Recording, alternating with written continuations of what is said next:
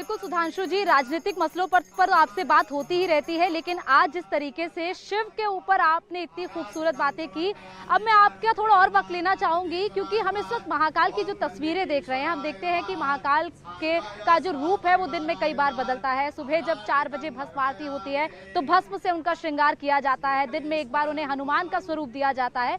इस वक्त आप जो तस्वीरों में स्वरूप देख रहे हैं, सबसे पहले तो ये क्या स्वरूप है महाकाल का, और अभी जो पूजा अर्चना इस वक्त अंदर हो रही है, अगर आप उसकी थोड़ी सी पद्धति बता पाए। प्रधानमंत्री इस वक्त जो रुद्राक्ष की माला का जाप कर रहे हैं, जो तस्वीरों में इस वक्त हमारे दर्शक देख रहे हैं, थोड़ा सा आप उसके बारे में भी जरा जानकारी दे दें। देखिए, मैंने जैसे कहा कि मैं कोई विद्वान पौरोहित्य कर्म का प्रशिक्षित व्यक्ति नहीं हूं, तो मैं अगर पूजा की व्यवस्था के बारे में बोलूं तो वो अनाधिकार चेष्टा हो। फिर भी मैं कुछ चीज बताना चाहता हूं। जैसे आपने अभी कहा कि शंकर जी की जब आराधना होती है तो रुद्राक्ष जरूर होता है। अब कभी आपने सोचा कि रुद्राक्ष की देखिए उत्पत्ति की कथा कितनी मजेदार है। जो ये माना जाता है वो रुद्राक्ष कहां से उत्पन्न हुआ। जो शिव जी के 3 भक्त थे और जो वो राक्षस थे, उन्होंने शिव जी की उग्र तपस्या की और शिव जी से वरदान मांगा और उन्होंने अंतरिक्ष में 3 पुर बसाए थे। आपने वो कथा सुनी होगी कि 3 पुर थे और वो तीनों अंतरिक्ष में चलते रहेंगे और उनको ये वरदान प्राप्त था कि वो तीनों एक साथ ही नष्ट हो सकते हैं और वो तीनों एक बिंदु पर एक साथ 30,000 वर्ष में आते थे और केवल शिव के बाण से ही नष्ट हो सकते हैं। अब आप सोचिए, तो एक प्रकार से तो उन्होंने अपने को तय कर लिया था कि उन्हें कोई मार ही नहीं सकता। अंत में जब उन्होंने बहुत उत्पात किया तो शिव जी से ही देवताओं ने आराधना की कि आप ही मार सकते हैं तो आप ही मारिए। तो आखिर में देवताओं की स्तुति पर उन्होंने तय हुए, मगर जब उन्होंने उनको वध किया तो अब देखिए वो भी उनके भक्त थे। तो ऐसी मान्यता है, ऐसी एक लोक कथा है कि उससे शंकर जी की आंखों से जो आंसू निकले वो नीचे गिरकर रुद्राक्ष बन गए। अक्ष मतलब होता आंख और रुद्र भगवान शिव का पर्यायवाची है और वहां से रुद्राक्ष शब्द आता है। और यह भी एक मान्यता है कि उस आंसू से जो सरोवर बना था वो कटास राज आज पाकिस्तान में है, पाकिस्तान के सिंध में है।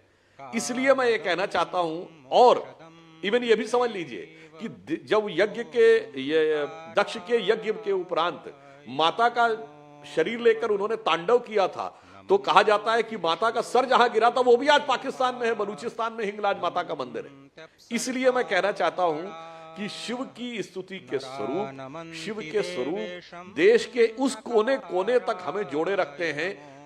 वो कहीं भी इलाका चला गया हो, हमारी चेतना के साथ वो असंपृक्त अविभक्त रहता है, इनसेपरेबल एंड इनडिविजिबल रहता है। और कहीं ना कहीं उसका प्रमाण है। और जैसा हम देख रहे हैं कि माननीय प्रधानमंत्री जी इस समय उसी रुद्राक्ष से भगवान शिव की अर्चना कर रहे हैं, तो आप ये सोचिए कि ये हिंदू धर्म की उदारता की पराकाष्ठा है। जो लोग हमको सेकुलरिज्म का ज्ञान देते हैं, आप सोचिए कि अगर असुरों ने भी साधना की, इससे ज्यादा साइंटिफिक कुछ नहीं हो सकता कि उनको भी भगवान ने वरदान दिए। तो उसी प्रकार रुद्राक्ष वो है कि भगवान के आंसू उनके लिए भी निकल आए। इससे ज्यादा ओपननेस ऑफ माइंड नहीं हो सकती।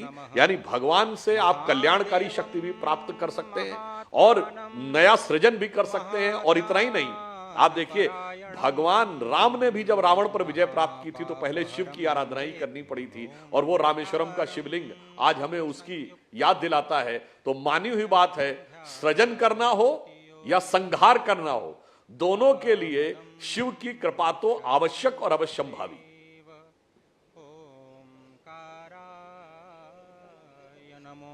बिल्कुल सुधांशु जी, आपने रुद्राक्ष के बारे में बेहद ही दिलचस्प जानकारी दी। अब मैं इस कॉरिडोर की बात करना चाहूंगी, इसके बारे में आपसे कुछ पूछना चाहूंगी, क्योंकि ये कॉरिडोर में मैं 2 बार जा चुकी हूँ। मैं कल दिन में भी गई, कल रात में भी मैंने इसकी छटा देखी। क्या आप इस कॉरिडोर में गए हैं? और क्योंकि ये कॉरिडोर के बारे में थोड़ी मैं जानकारी ये भी देना चाहूँ कि इसमें एक नहीं बल्कि 190 मूर्तियां लगी हैं, 108 स्तंभ यहाँ पर लगे हैं। और इसमें आपको, जब आप इस कॉरिडोर के अंदर आएंगे तो आपको लगेगा कि आपने भगवान शिव के साक्षात दर्शन कर लिए हैं। आपको समुद्र मंथन से लेकर भगवान शिव का पूरा परिवार, उनके शिव बारात से लेकर पूरी जीवन लीला की सारी मूर्तियां यहाँ पर दिखाई देंगी। सुधांशु जी, ये जो पूरा नजारा है, ये पूरा देवलोक का, ये महालोक का नजारा है, इसको लेकर आप क्या कहना चाहेंगे? क्या आपको मौका मिला है, और अगर नहीं मिला है तो क्या आप जल्द से जल्द यहाँ पर आना चाहेंगे? देखिए, तकरीबन 3 महीने पहले की बात है, अगस्त के महीने में मुझे महाकाल मंदिर में जाने का सौभाग्य मिला था और भस्म आरती में मैं सम्मिलित हुआ था। उस समय यह कॉरिडोर बन के अपने अंतिम चरण की तरफ था, तो दूर दूर से देखने का मौका मिला था। उस ढंग से नजदीक से तो देखने का अवसर नहीं मिला है, तो आने वाले समय में जब भी जाएंगे तो निश्चित रूप से उसे देखने का सौभाग्य मिलेगा। परंतु जो मुझे वहां लोगों ने बताया, हमारे साथ जो अन्य स्थानीय लोग थे, पार्टी के भी कार्यकर्ता थे, उन्होंने बताया कि जिस प्रकार के भव्य और दिव्य स्वरूप में भिन्न भिन्न प्रकार के जो स्वरूप हैं शिव जी के, उनके जीवन से जुड़े जो भिन्न भिन्न कथानक हैं, उनको जिस प्रकार से वहां पर उकेरा जा रहा है, स्थापित किया जा रहा है, तो इसका अर्थ यह होगा कि जब व्यक्ति आएगा तो उसको एक सांगोपांग, यानी with part and parcel in totality. बहुत से लोग इन वर्डों को नहीं समझ पा रहे हैं आजकल। दुर्भाग्य की बात है कि हम मूल शब्दों को नहीं समझ पाते हैं आज के समय में। हम संस्कृत और भारतीय भाषाओं से इतना दूर हो गए, उसके साथ वो एकाकार हो जाए। अब जैसे बहुत से लोगों को ये नहीं पता होगा कि शिव शब्द का अर्थ क्या होता है, कल्याणकारी। शंभु, शम शब्द शांति के लिए आता है। भू का अर्थ होता है करने वाला, अवस्थित करने वाला। शंभु का अर्थ होता है जो शांति को स्थापित करे। शिव शब्द वो होता है जो कल्याणकारी हो। तो आप समझ लीजिए कि शंकर शब्द भी वही शंख धातु से बना है। यह शंख का अर्थ शांति है। जो शांति को करने वाले हों, यानी स्थापित करने वाले हों, वे शंकर होते हैं। तो मैं मानता हूं कि महाकाल का यह कॉरिडोर, इसमें जो भिन्न भिन्न कथाएं हैं, मैं सभी दर्शकों से अनुरोध करूंगा, उदाहरण के लिए, और युवाओं से भी अनुरोध करूंगा, जब किसी बड़ी यूनिवर्सिटी में आप जाते हैं तो प्रिलिमिनरी कोर्सेज के एलिमेंट्स पढ़ के जाते हैं तो आप बेहतर समझ पाते हैं। आईआईटी में जाएंगे तो अगर फिजिक्स, केमिस्ट्री, मैथ बेसिक पढ़ के गए होंगे तो बेहतर समझ पाएंगे। एम्स में जाएंगे तो जूलॉजी, बॉटनी, केमिस्ट्री कुछ समझ के गए होंगे तो बेहतर समझ पाएंगे। उसी प्रकार महाकाल, काशी विश्वनाथ जब दर्शन करने जाइए तो थोड़ा बहुत अपने ग्रैंड पेरेंट्स से, नहीं तो पुस्तकों से, आज तो कुछ कुछ नेट पर भी अवेलेबल है, थोड़ा सा पढ़ लीजिए, समझ लीजिए, तब आप उसे समझ पाएंगे, तब आप उसे अनुभव कर पाएंगे। अन्यथा जाकर केवल आप उसको इमारत की तरह देखकर चले आए।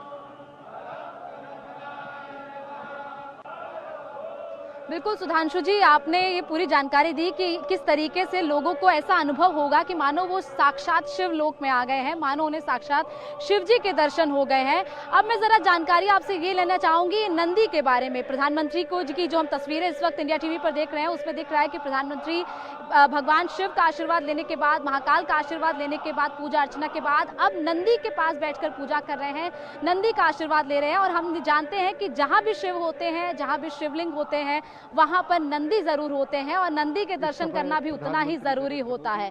अब नंदी के दर्शन करने के बाद प्रधानमंत्री बाहर जा रहे हैं, तो नंदी के बारे में भी मैं आपसे कुछ पूछना चाहूंगी कि आखिर जो नंदी का महत्व क्या रहता है। और क्योंकि जो शिवलिंग है खासतौर पर महाकाल का, बाकी 12 ज्योतिर्लिंगों में से ये जो शिवलिंग है ये दक्षिण मुखी है, इसके बारे में भी मैं आपसे जानकारी लेना चाहूंगी। लेकिन उससे पहले सीधी हम आपको लाइव तस्वीरें दिखा रहे हैं कि प्रधानमंत्री नरेंद्र मोदी इस वक्त नंदी की पूजा करने के बाद बाहर निकल रहे हैं। बाहर शिवराज सिंह चौहान मुख्यमंत्री उनके साथ इस वक्त दिखाई दे रहे हैं। प्रधानमंत्री नरेंद्र मोदी ने पूजा अर्चना की है, उनके गले में आपको ये भगवा साफा दिखाई देगा जो कि अंदर उन्हें महंत की तरफ से अर्पित किया गया है। और अब प्रधानमंत्री हाथों में रुद्राक्ष की माला पहने हुए, सर पर चंदन लगाए हुए, सर पर सिंदूर का तिलक लगाए हुए इस वक्त प्रधानमंत्री नरेंद्र मोदी बाहर निकल रहे हैं। और बाहर जो मंदिर की खूबसूरत छटा है, जो मंदिर की खूबसूरत तस्वीरें हैं, वो आप सीधे इंडिया टीवी पर देख रहे हैं। फूलों से सजा हुआ ये पूरा मंदिर कितना ज्यादा खूबसूरत लग रहा है, आपको देखते ही ये मंत्रमुग्ध करने वाली ये पूरी तस्वीरें हैं।